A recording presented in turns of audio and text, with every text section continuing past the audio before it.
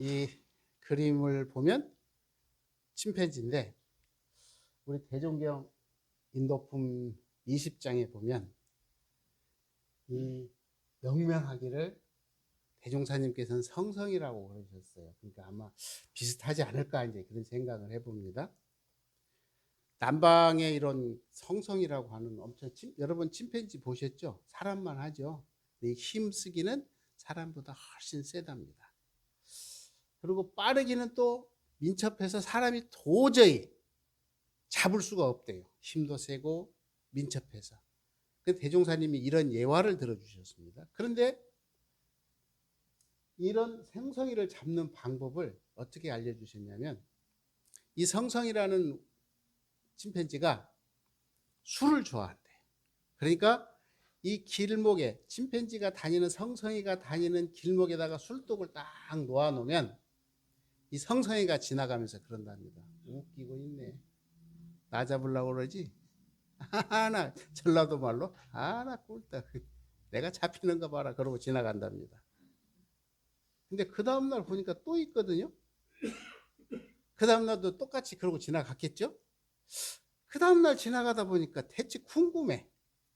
그래서 그때는 어떻게 손가락으로 이렇게 찍어서 한번 살짝 맛을 봅니다. 저 무슨 맛일까? 왜 사람들은 술을 좋아할까? 이제 관심을 갖기 시작한다라는 것이죠. 그 다음에 찍어 먹어봤는데 그 다음에는 어떻게 한 주걱 딱 파서 먹으면서 이 대체 어떤 맛일까? 그런데 처음에는 괜찮으니까 조금씩 먹을 때는 취하지도 않고 참 좋았는데, 시간이 지나고 경계심이 딱 풀어지니까 그때부터는 어떻게 돼? 나팔을 불어버린대. 그러면 야가 어떻게 되냐? 취해서 잠이 들면 사람들이 잡아간다 하는 이야기가 있다. 이렇게 대종사님께서 말씀을 해주십니다. 그러니까 이것을 우리가 놓고 보면 우리들의 생명이라고 하는 것은 굉장히 중요하지만, 결국 이러한 생명이라고 하는 것은 뭘로부터 시작됐죠? 사소한 경계심이 풀어지는 것으로부터 발생을 한다. 자, 정산종사님께서 금강경에 대한 말씀을 쭉 정리를 해 주셨습니다. 금강경의 내용은 뭐냐? 위 없는 깨달음, 안욕따라 삼맥 삼보리 심을 얻는 겁니다. 결론부터 이야기하면, 그러니까 금강경이라고 하는 것은 뭐냐면 안욕따라 삼맥 삼보리 심을 얻는 것. 그러니까 위 없는 깨달음, 그게 최고의 깨달음을 얻는 길이 바로 제시해 준 게 뭐예요? 금강경이다. 이렇게 말씀을 드리고 시작을 하도록 하겠습니다. 근데 이 금강경을 보면 딱 첫 1장에 뭐라고 나오냐면, 여시아문 일시에 제4위급 기독원 여대비구 중 1250인구 식시 차그지발 입사이대성 걸식 어기성죽 환지본, 이런 단어들이 쭉 나옵니다. 이 이야기를 가만히 두면 이게 무슨 말이냐면, 맨 처음에 나오는 게 뭐냐면, 석가모니 부처님 당대 때 뭘 하냐면 탁발을 하죠. 지금도 소승불교는 탁발을 하잖아요. 탁발을 다 마치시고 돌아와서 씻고 밥 먹고 씻고, 그리고 대중과 함께 뭐를 해? 문답 감정을 해. 근데 여기서 가만히 보면 제일로 재밌는 단어가 나오죠. 뭐죠? 여시아문. 이게 여시아문 그랬거든요. 이게 이 불교 교리의 정말 독특한 언어예요. 여시아문이라는 말은 다른 말로 표현하면, 해석을 하면 뭐냐면 나는 이렇게 들었다. 이게 두 가지 이유가 있죠. 그 당시에는 글이 없어서 옮기기도 어려웠지만, 석가모니 부처님을 모시고 살았던 제자는 몇이나 될까요? 안 돼요. 그런데 이 제자가 제자에게 전해서 문서화되는 과정에서는 이야기가 달라질 수 있죠. 내가 알아. 확정적이죠. 그런데 내가 들었는데 확실치는 않아. 그런데 내가 들었더니 이렇게 말씀하셨어. 근데 이렇게 말씀하신 거를 쭉 모아놓으면 어떻게 돼요? 정확한 답이 나오겠죠? 그렇게 해서 형성된 게 바로 뭐냐면 불경이라는 특징을 가지고 있습니다. 그러니까 석가모니 부처님께서는 경을 당신이 직접 만드셨을까요? 아니셨을 것 같아요. 아니셨을 것 같아요. 그런데 멸후에 결국 제자들이, 그래서 불경은 대체적으로 보면 작가 미상, 뭐라고요? 작가 미상. 이게 누가 만들었는지는 모르겠지만 결국은 뭐 했냐면 여시 아문했다. 그래서 내용을 딱 보면 뭐냐면 응무소주 이생기심. 이게 무슨 뜻이냐면 어디에도 머무르는 바가 없이 마음을 내라. 걸리고 막힘이 없이 마음. 그런데 이러한 우리가 쭉 하는 걸 한번 보면 굉장히 중요한 게 있습니다. 이게 뭐죠? 삼귀. 귀불 양족존, 귀법, 유욕존, 귀승, 승종존. 그러니까 이건 뭐 삼귀는 뭐예요? 나는 부처님과 법과 스승님들의 가르침에 뭐 한다? 귀한다. 자 보세요. 사홍서원, 중생무변 서원도, 번뇌무진 서원단, 법문무량 서원학, 불도무량 서원서. 그러니까 나는 뭐라고?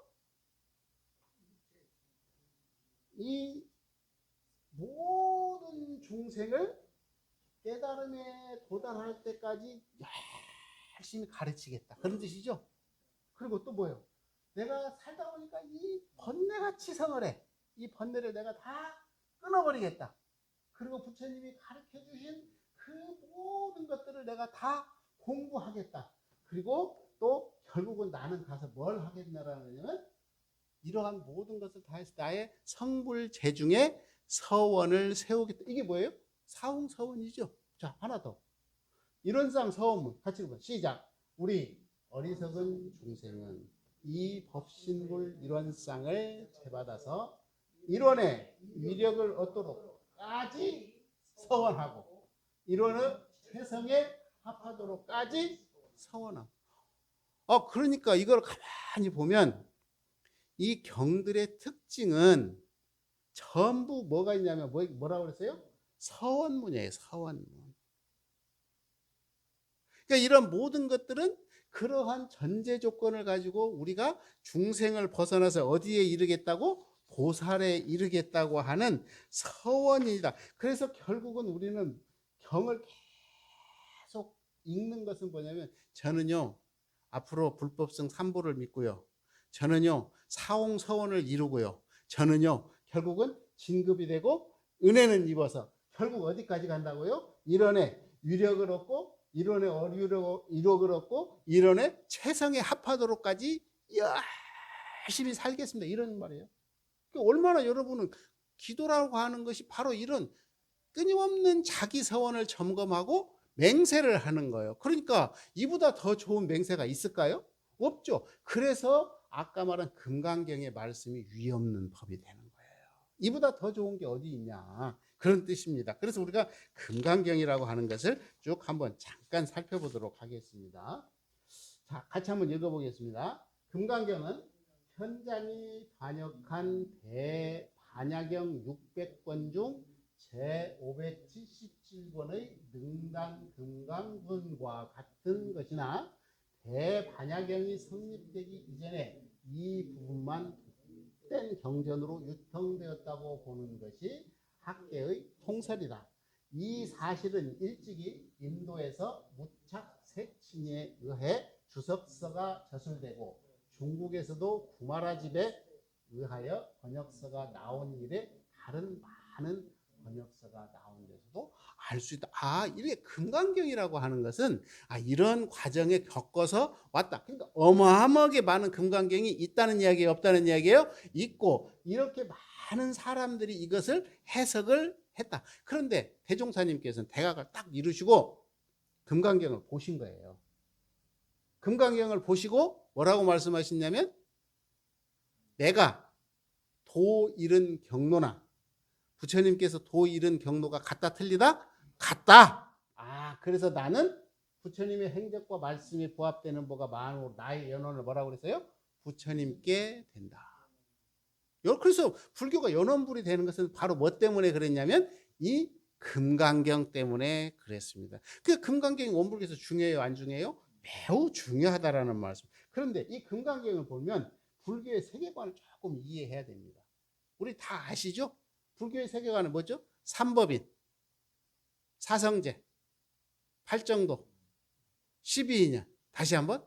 삼법인, 사성제, 팔정도, 12인연. 이 기본이에요, 이게. 우리의 삼학팔조 사은사하고 똑같습니다. 근데 그것 또한 거기에 기반을. 이거 뭐냐면, 이 삼법인이라는 것은 제법무와, 재행무상 제법무와 일체개고. 이거는 뭐예요? 무상하다라는 거, 무아라는 거, 그 다음에 고라고 하는 것은 어떠한 이유에서 그랬을까? 그랬더니 이것을 뭐라고 표현했냐면 사성제. 그래서 고, 집, 멸, 도. 우리가 고통스럽다고 하는 것은 그 원인이 뭐에 있다고요? 집착에 있다고. 그래서 이 집착을 멸해버리면 우리는 결국 어떻게 된다고? 도를 이룬다. 이렇게 말씀을 하고 계십니다.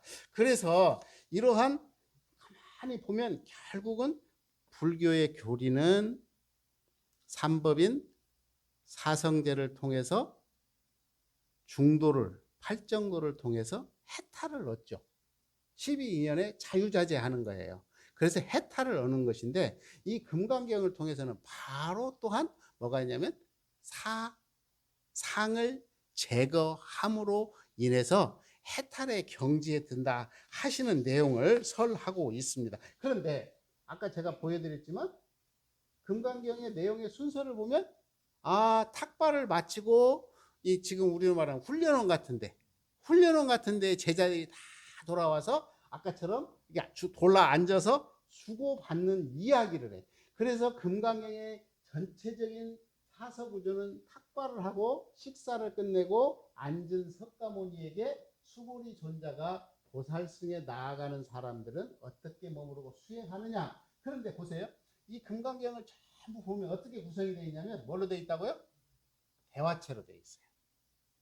묻고 답하고 묻고 답하고. 그래서 보면 이렇게 나와요. 부처님이 묻는다. 수고리가 대답을 한다. 그리고 부처님이 설명을 해. 그러면 간혹 가다가 수고리가 모르니까 다시 물어봐. 그리고 부처님이 대답한다. 다시 묻는다. 우리 한번 교전이 지금 없으시구나. 예.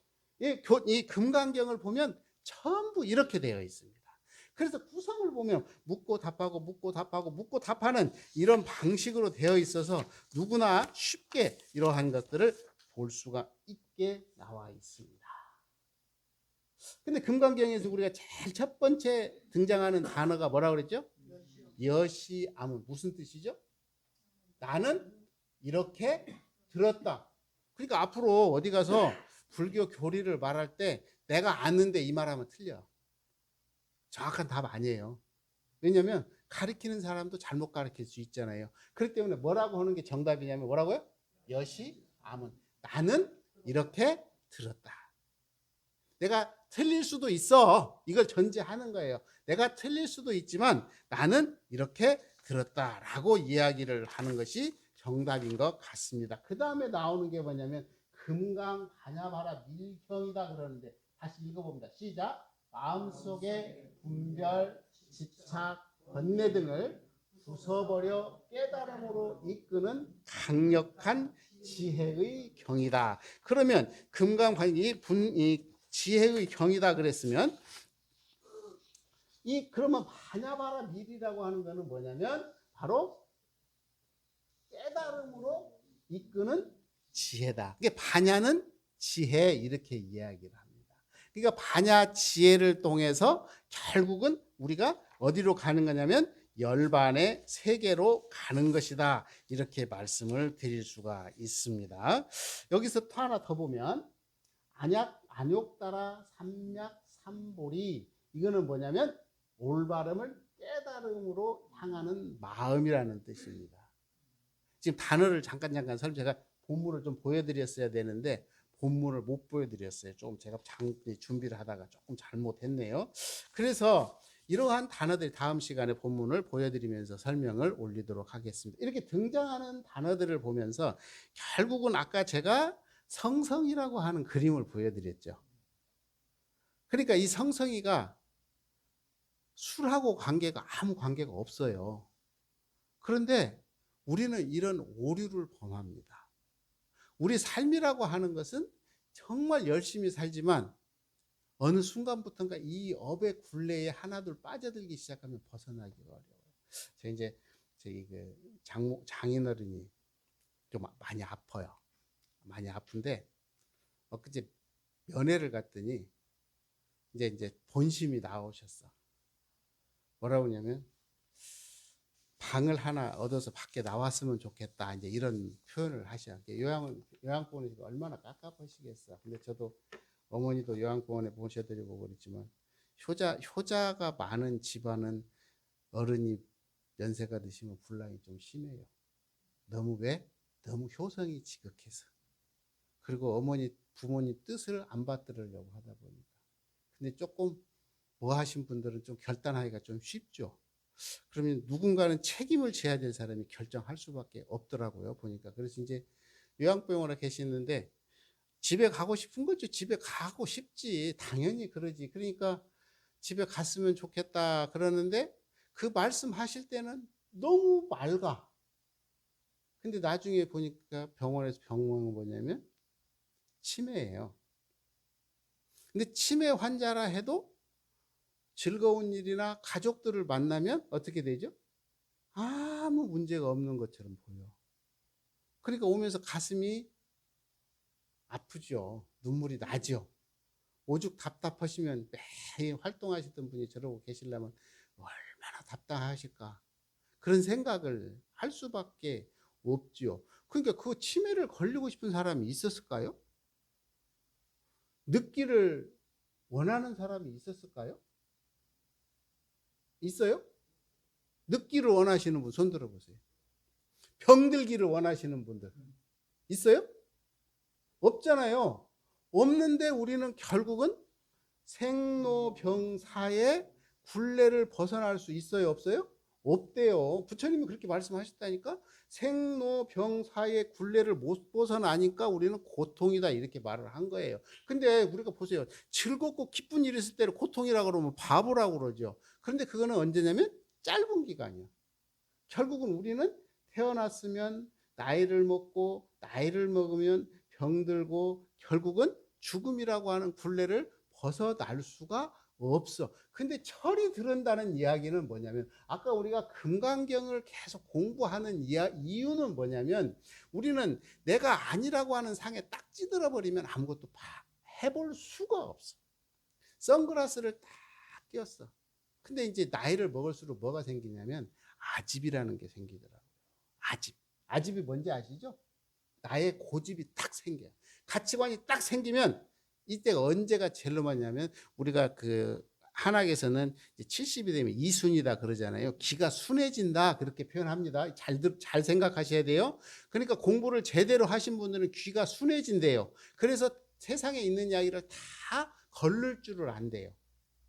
근데 이게 공부를 잘못하면 뭘로 바뀌냐면 아집으로 변한다. 그래서 아집으로 변해서 뭐가 되냐면 독불 장군이 된대요. 그러니까 우리가 공부를 한다라고 하는 것은 바로 금강경에서 끊임없이 안욕따라 삼맥 삼보리심을 내라고 하는 게 다른 게 아니라 내가 지금 공부를 제대로 하고 있는가 안 하고 있는가를 뭐 하라는 거냐면 점검하라는 이야기예요. 학문적으로 이렇게 하라는 게 아니라 내가 지금 생로병사의 이치에 끌리지 아니하고 이거를 내가 수용할 힘이 있는가? 힘이 없으면 어떻게 되냐면 사람은 억지를 쓰거든요. 그리고 자기 비하를 합니다. 갖고 여기에 따라나 힘이 없으면 나중에 전쟁을 해요. 그러니까 가장 간단한 방법이 자기 비하를 하는 가장 간단한 방법이 뭐냐면 전쟁이에요. 가정으로 보면 싸움이 되는 거죠. 왜냐하면 내가 힘이 있으면 수용을 해버리면 되는데 이게 쉽지가 않아. 그래서 아마도 성현들께서는 나이가 70이 되면 이순이 되어야 된다 그랬는데 그것이 잘 안 되면 뭐라고 됐겠냐면 아집으로 바뀐다. 너는 알아라 하는 것이 어쩌면 이 금강경에서 말하는 안욕따라 삼맥 삼보리심이 아닐까 저는 그런 생각을 해봐요. 그래서 안욕따라 삼맥 삼보리심을 끊임없이 발현을 할 때 결국은 우리는 이 금강경의 덕을 단단히 그런데 보면은 금강경의 쭉 내용을 보면 이제 아까 지금 설명을 했으니까 그런 이야기는 그만두고 여기서 보면 딱 어떤 게 나오냐면 금강경에서 핵심으로 등장하는 단어가 6개가 있습니다. 같이 큰 것만 읽어보면 시작. 아상, 인상, 중생상, 수자상, 법상, 비법상. 이거를 띠라는 거예요, 이게. 제가 아까 설명드린 거 하나 보겠습니다. 나는 아상이라고 그랬죠? 내가 제일이야. 나만큼 아는 사람이 있으면 나와봐. 내가 교당도 오래 다니고 법력도 높으니까 내가 최고야? 이런 상을 가지면 된다, 안 된다? 안 된대요. 인상은 뭐예요, 그러면? 인상은 사람 중심의 사고예요, 사람 중심의. 그래서 사람만이 최고라고 하는 생각. 그 다음에 중생상은 뭐예요? 거꾸로. 아이고, 나 같은 중생이 뭘 해? 자기 비하죠? 자기 비하하지 말래. 수상은 뭐예요? 이 생명이 영원하다고 생각하는 거야. 근데 더 무서운 건 뭐냐면 법상. 법상은 뭐냐면 불변의 법칙이 존재한다고 믿는 거예요. 그러니까 우리 가끔 어디 이게 걸리냐면 이제 교당을 오래 다니신 분들이 자칫 실수하는 게 뭐냐면 법상이에요. 법상. 이 법상이라는 게 뭐냐면 본래 그래 이런 말을 하죠. 우리 원불교는 본래 그래 그런 거 없어요. 본래 그래. 내가 다녀봐서 아는데 원불교는 본래 그래. 이걸 뭐라고 하냐면 법상이라고. 이게 상이라고 하는 것은 법에 묶였다. 다른 말로 표현하면 뭐냐? 법박. 법박. 우리 살다 보면 교당에서만 그런 게 아니라 세상에서도 그러잖아요. 내가 살아보니까 이게 제일이야. 내가 이거 알아. 이렇게 하는 것도 어디에 걸린 거예요? 법상에 걸린 거예요. 그러면 또 비법상은 반대가 되겠죠? 비법상. 법 아닌 게 없다라는 것에 존재하지 않는다는 어떤 그런 거. 그래서 이 금강경의 특징적 단어는 아까 말씀드린 그런 그 언어 말고 핵심으로 등장하는 게 다시 뭐라고요? 아상, 인상, 중생상, 수자상, 법상, 비법상. 근데 이것은 이제 물론 인도의 그 당시에 역사적 사건하고 아주 밀접한 관계가 있습니다. 그래서 금강경은 32장으로 구성이 되어 있는데 우리가 원불교에서 독경할 때 몇 장까지만 하던가요? 5장까지만 합니다. 왜 5장까지만 하는지 아세요? 이 금강경에는 사구계가 3군데가 등장을 하는데 제1사구계, 그러니까 내자 끊어서 한 데가 어디까지냐면 5장까지입니다. 그래서 그 5장 안에 거의 금강경의 핵심이 들어있기 때문에 우리가 경을 읽을 때 딱 그렇습니다. 자, 같이 한번 읽어볼까요? 시작. 범소유상, 개시허망, 약견재상, 비상, 즉견열애. 아까 말한 아상, 인상, 중생상, 수자상, 법상, 비법상, 이 모든 것이 다 허망한 것이다. 이것을 명확히 볼 줄 아는 사람은 뭐라고요? 열애돼, 열애. 쉽죠? 쉽죠? 이렇게 표현하니까 쉽죠? 그런데 사실은 공부가 쉬워요? 안 쉬워요. 그럼 이걸 알으려면 아까 결국은 어떻게 해야 되냐면 삼법인, 사성제, 발정도, 12인연의 관계를 다 알아야 돼. 왜냐하면 거기에 핵심이 뭐였어요? 핵심이 무상, 무아, 고, 그리고 도 그랬죠? 이게 무상이라는 건 뭐예요? 이 세상에 존재하는 이 모든 형상화되어 있는 건 변한다, 안 변한다? 변한다. 사람은 어떻게 변해요? 생로병사로 변해. 우주는 뭘로 변해? 성주계공으로 변해. 안 변하면 죽는다니까? 이게 변화한다. 무상함. 그럼 나의 존재는 어떻게 될까요? 나의 존재는 어떻게 돼? 내가 지금처럼 이렇게 항상 건강하고 당당합니까? 아니잖아요. 어릴 때 왜 나는 부모의 도움을 받고 살았고, 결혼해서는 부부의 도움을 받고 살았고, 나이 먹으면 자녀의 도움을 받는 게 지극히 정상이라는 거예요. 그래서 나라고 하는 것은 영원하지 않대요. 끊임없이 변화. 근데 저를 놓고 봐도 그래요. 10살 때 저하고, 20살 때 저하고, 50 먹었을 때 저하고, 60 먹었을 때 저와 똑같을까요? 안 똑같을까요? 똑같은 거 하나도 없어요. 우리 세포 조직은 딱 몇 개월 가냐면 6개월 간답니다. 그래서 이 사람은 6개월이 되면 다 바뀌어버린대요. 그런데 서서히 바뀌니까 다만 내가 모를 뿐이요. 그러니까 무아이고 무상임을 알면, 이것을 모르면 뭐가 돼요? 고가 돼. 근데 이것을 알면 뭐가 돼? 도가 돼. 그래서 이거를 바로 공부하는 방법이 뭐였냐면 부처님께서 말씀해 주신 팔정도예요. 이 팔정도를 공부하는 이유는 뭐냐면 12인연을 잘 굴리고 다니는 거예요. 12인연을 잘 굴리고 다니는 사람은 진급이 되고 은혜를 입죠. 하는 일마다 그럴 거 아닙니까? 12인연을 잘 굴리고 다니니까 진급이 되고 은혜는 입을지언정 12인연을 잘못 굴리고 다니면 어떻게 돼요? 간급이 되고 해독을 입는다. 이건 너무나 자명한 사실이에요. 그렇지만 우리가 이 자명한 사실을 우리의 삶으로 받아들이기는 참으로 어렵다. 그래서 이렇게 한번 보세요. 참 이쁘잖아요. 이 꽃. 꽃 이쁘죠? 근데 이 꽃한테 물어보면요, 추운 겨울을 아주 잘 견디면 견딜수록 꽃이 더 이쁘답니다. 그거 아세요? 그냥 대충 넘어가면 별로 안 이쁘대요.